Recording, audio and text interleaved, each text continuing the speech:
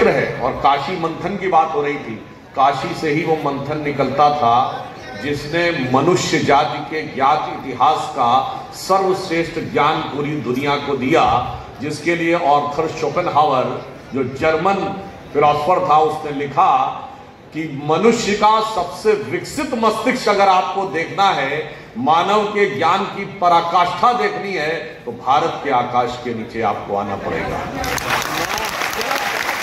और उस ज्ञान का केंद्र जो धरती रही, अब संयोग देखिए मैं दिल्ली से आया हूं काशी में, यानी भारत की राजनीतिक राजधानी से सांस्कृतिक राजधानी में।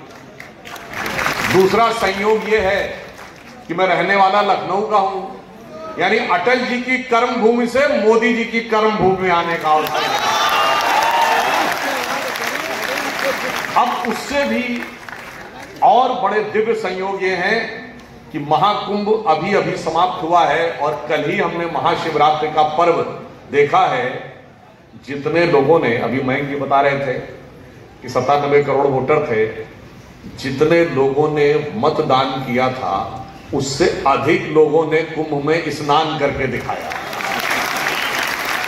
ये भी दर्शाता है कि भारत के अंदर की जीवंतता, भारत का वास्तविक जो बल है, भारत की वास्तविक ऊर्जा कहां पर अवस्थित है। और ये इतना बड़ा अवसर था कि ह्यूमन हिस्ट्री के डॉक्यूमेंटेड इतिहास में आज तक कभी इतना बड़ा जन समायोजन नहीं हुआ। और मजे की बात समझिए, किसी ने बुलाया नहीं, कोई फिल्म स्टार हो, कोई बड़े से बड़ा नेता हो, उसके लिए लोग इतना नहीं आते, अपने आप आए, खुद को कष्ट डालने के लिए आए, खाने पीने मौज करने के लिए नहीं आए। यह दर्शाता है कि पहले भारत को समझिए, नेशन को, और फिर इलेक्शन को समझिए। हमारा नेशन क्या है, कुंभ में जाकर देखा होगा, वैसे आप सब लोग प्रबुद्ध हैं। वेस्ट में जो थॉट प्रोसेस है ना मनुष्य के बारे में, वो कहता है मनुष्य जीवन में क्या प्राप्त करना चाहता है। तो एक मार्क्स का थॉट प्रोसेस कहता सब कुछ पैसा, एक बार पैसा संसाधन मिल जाए तो जिंदगी में खुशी खुशी है। दूसरा फ्रॉइड का है, वो कहता नहीं, शारीरिक सुख मिल जाए वो जिंदगी में सबसे बड़ा है। और एक कोई फ्रेंच फिलोसोफर थे, उनका नाम भूल रहा हूं, वो कह रहे नहीं, समाज में मेरी कीर्ति हो जाए, मैं फेमस हो जाऊं तो बहुत बड़ा है। परंतु हमारे यहां देखिए, इसको बड़े सहज रूप में कहा गया है। 3 चीजें होती हैं जो व्यक्ति को संसार में बहुत मोटिवेट करने की कोशिश करती है, जिसके पीछे व्यक्ति भागता है, कंचन, कामनी और कीर्ति। यही तो वो 3 चीजें हैं जो वेस्टर्न फिलोसफर्स बता रहे हैं। मगर वो जब आकर देखते थे हमारे नागा साधुओं को, तो वो चौंक जाते थे। इन्हें न पैसा चाहिए, न शारीरिक सुख चाहिए, न प्रसिद्धि चाहिए। और ये किस परंपरा से है? जिस जमाने में हम दुनिया की सबसे बड़ी इकोनॉमी होते थे, 35 से 40% ग्लोबल जीडीपी हमारा होता था, उस समय त्याग का ये आदर्श। अगर यहां 73 देशों के लोग आए और कई लाख लोग आए विदेश से, तो मुझे लगता है वो यहां की धरती पे, अभी जब कल यहां पर शिवरात्रि का पर्व था तो आपने देखा होगा बहुत से अखाड़े के सन्यासी यहां पर भी आए। तो मुझे लगता है भस्म रमाए हुए साधुओं को देखिए और पश्चिम को देखिए, तो मुझे एक पंक्ति याद आती है कि वो सुख खोजे भौतिकता में, वो सुख खोजे भौतिकता में, मदिरा और मांस की बोटी में, ये भस्म रमाए अपने तन पर खुश हैं सिर्फ लंगोटी। क्या बात है, क्या बात है। और यहां पर मार्क्स, फ्रायड सब फेल हो जाते हैं। ये वो मंथन है जो भारत से निकलता है, दुनिया को नई दिशा देता है। कि लोकतंत्र के हृदय की धड़कन है चुनाव, पर अगर धड़कन जल्दी जल्दी दिल धड़कने लगे तो समझिए किसी बीमारी का संकेत दे रहा है। तो ये अपने आप में एक चुनौती हो। दूसरा मैं अपना उदाहरण बताता हूं, टीवी पे डिबेट करते हैं, तो जैसे ही कोई हमारी सरकार ने निर्णय लिया, ये तो चुनाव को ध्यान में रख के किया गया है, तो मैंने एक बार एंकर से पूछा, मैंने कहा ठीक है भाई, तो आप ऐसा कोई 6 महीना बता दें जिसमें चुनाव ना होता हो। भाई 2024 का चुनाव हुआ, उसके बाद अगले 3 महीने में हरियाणा और कश्मीर, उसके अगले 3 महीने में महाराष्ट्र का चुनाव और झारखंड का चुनाव, वो खत्म नहीं हुआ, दिल्ली का चुनाव, इसके बाद 2025 के अंत में बिहार का चुनाव, उसके बाद आएगा तो असम और बंगाल का चुनाव, 26 के एंड में केरल और तमिलनाडु का चुनाव, 27 के शुरू में उत्तर प्रदेश और गोवा और पंजाब का चुनाव। तो भाई ये तो कोई एक भी आप 6 महीना नहीं बता सकते। और इसका फर्क क्या पड़ता, मैं एक छोटा सा उदाहरण बताना चाहता हूं जिसको समझने की जरूरत है पहले, फिर हम उन टेक्निकल पॉइंट्स पर भी बात करेंगे। देखिए, आज से 40-50 साल पहले आज चीन हमसे बहुत आगे है, बहुत से दुनिया के देश हमसे बहुत आगे हैं। 1980 में चीन हमसे पीछे था, कोई जाके चेक कर ले। चाइना का फॉरेन एक्सचेंज रिजर्व $2.7 बिलियन था और हमारा $7.8 बिलियन था 1980 में। चाइना ने अपने को खोला 78 में, आगे बढ़ता चला गया। 1987-88 तक हम और चीन बराबर थे। फिर 1989 से 2014 के बीच में क्या हुआ, चीन हमसे बहुत आगे निकल गया। उसमें एक बहुत बड़ा कारण यह था कि 89 से 2014 के बीच में भारत में अस्थिर सरकारों का दौर रहा, गठबंधन की सरकारों का दौर रहा, सही कड़े निर्णय नहीं लिए जा सके और अनेक प्रकार की बाध्यताओं के बीच में निर्णय होते थे। अनेक बार सरकारें एक साल में गिर गई। 1997 का ऐसा वर्ष रहा जब एक वर्ष में 2 बार सरकार गिरी। पहले देवेगौड़ा जी प्रधानमंत्री थे, फिर गुजराल जी प्रधानमंत्री बने और वो भी 97 समाप्त होते होते चले गए। तो एक बहुत बड़ा कारण था जिसने विकास के उस आधार को बाधित करने का काम किया। 2014 के बाद स्थिर सरकार आई, स्पष्ट बहुमत की सरकार आई, मजबूत सरकार आई, तो उसके बाद कुछ बड़े निर्णय लेने शुरू किए गए और अब जाके हम विकास में आगे आगे शुरू हुए। तो one man one nation one election पे अगर हम बात करें तो इसके 3-4 डायमेंशन। पहला तो है टेक्निकल, संवैधानिक विषय। दूसरा पक्ष है प्रशासनिक और वित्तीय अधिकार, और तीसरा है इसका राजनीतिक प्रभाव, और चौथा है इसका सामाजिक प्रभाव। अब पहले संवैधानिक दृष्टि से देखें। भाई, जो लोग ये कहते हैं कि वन नेशन वन इलेक्शन संवैधानिक दृष्टि से अनुचित है, तो वो हमारे संविधान निर्माताओं का मजाक नहीं उड़ा रहे। जब इस देश में संविधान बना और संविधान के तहत पहला चुनाव हुआ तो संविधान निर्माताओं ने तय किया था ना कि सारे चुनाव एक साथ होंगे। तो जो कोई ये कहता है कि साहब सारे चुनाव एक साथ नहीं होने चाहिए, तो वो संविधान सभा के द्वारा लिए गए निर्णय, संविधान सभा के मंतव्य का सीधे सीधे मजाक उड़ा रहा है। और मजे की बात है, कई कौन लोग रहे। 1952 से 67 तक चुनाव लगभग साथ साथ होते थे। उसके बाद गड़बड़ क्या हुई, 68-69 में अंतरात्मा की आवाज जाग गई है।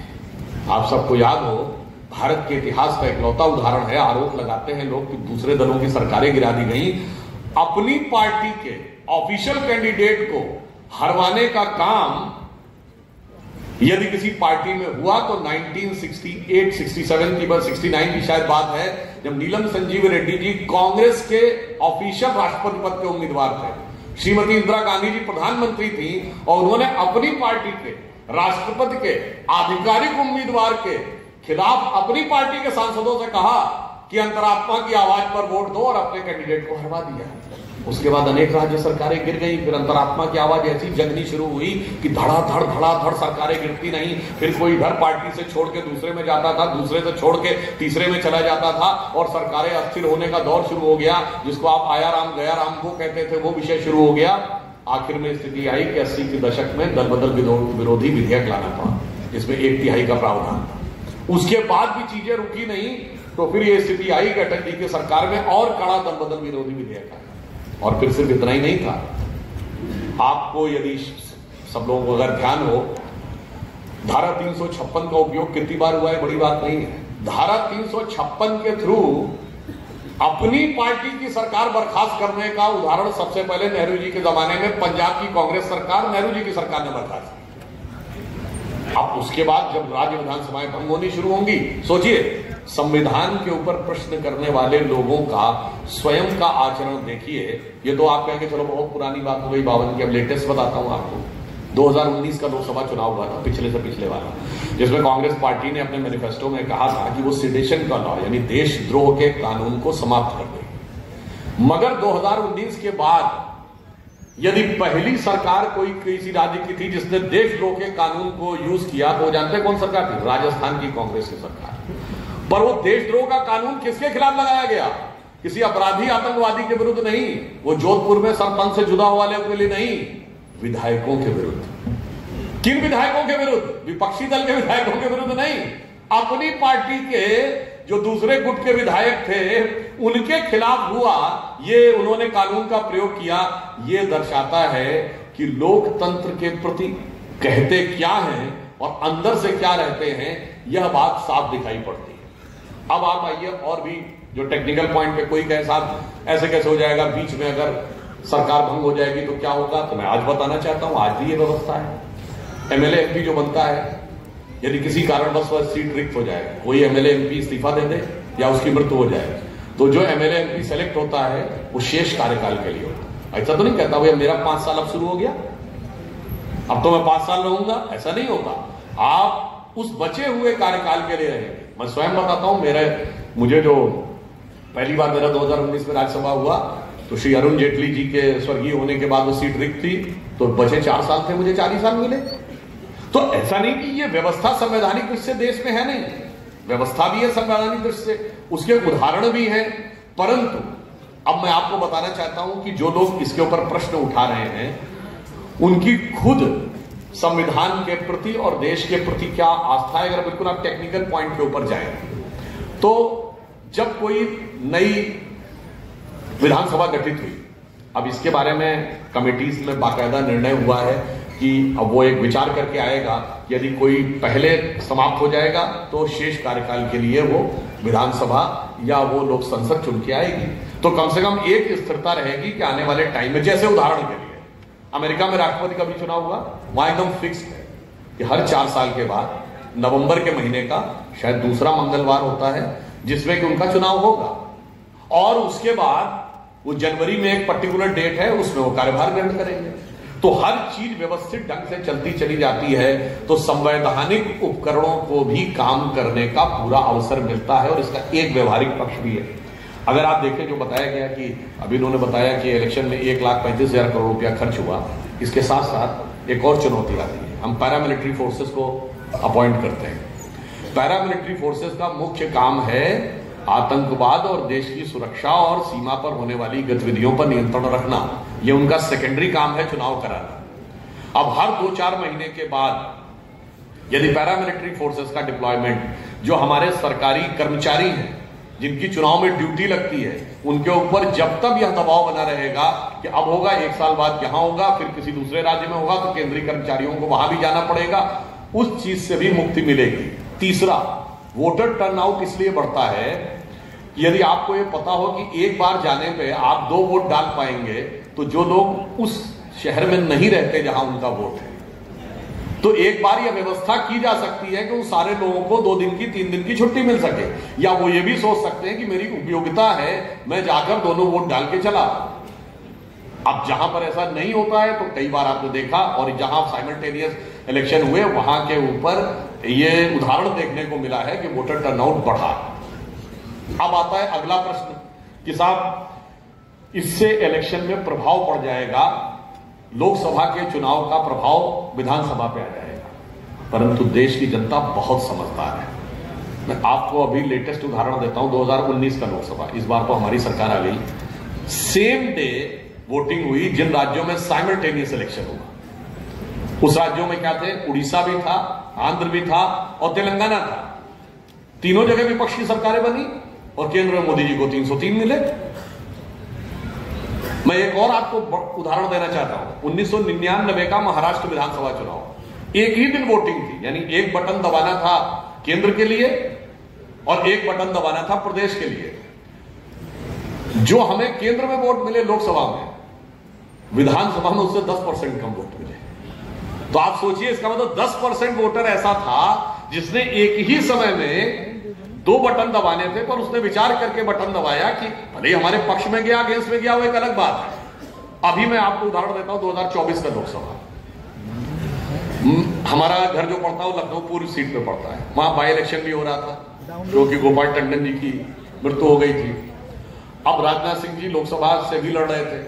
अब उसी लखनऊ पूर्व विधानसभा में, लोकसभा में हमारी लीड थी 70,000 और विधानसभा में हमारी जीत थी 50,000। इसका मतलब 20,000 मतदाता ऐसा था जिसने एक साथ दोनों बटन दबाए, पर लोकसभा के लिए उसकी चॉइस अलग थी और विधानसभा के लिए उसकी चॉइस अलग थी।